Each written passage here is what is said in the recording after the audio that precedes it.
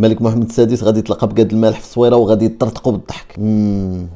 اشتم. الجاليه اليهوديه في المغرب غادي دير افتتاح ديال بيت الذاكره، واحد المعبد ديالهم في مدينه الصويره، وغادي يطلبوا من الملك محمد السادس يحضر الافتتاح. المهم محمد السادس وافق، واندريا زولاي غادي يعيط لقاد المالح وغادي يقول له راه ملكنا جاي للافتتاح، وقاد رد عليه، وهذه هي الفرصه فاش نشوف ملكنا. الملك محمد السادس ما فراسوش انا قاد غادي يحضر. المهم وصل ذاك النهار الملك محمد السادس تيسلم على هذا وهذا وهذا، هو غادي يوصل لقاد المالح، وكبحال تفاجئ شويه الملك يشوف فيها يقول له راك هنا. قال له ايها فوتخ ماجيستي، جيت على جوج حوايج. الحاجه الاولى ان الوالده من الصويره، الحاجه الثانيه انك بينتي لي انك ملك جميع المغاربه، ما كتفرقش ما بين المسلمين واليهود المغاربه، وهذا الشيء اللي كيخليني معتز بالمغربيه ديالي. الملك حشم وقال له تاينا والله الا جيت فخور بك وتعجبوني السكيتشات ديالك. وفي هذيك التسليمه نيت غادي يقول واحد النكيته وغادي يموتوا بالضحك. القضيه اللي فهمها قاد المالح في لقائه مع محمد السادس ان المغرب تصلح له غير الملكيه، حيت حنا قبائل وديانات مختلفه، والملكيه رمز الاستقرار.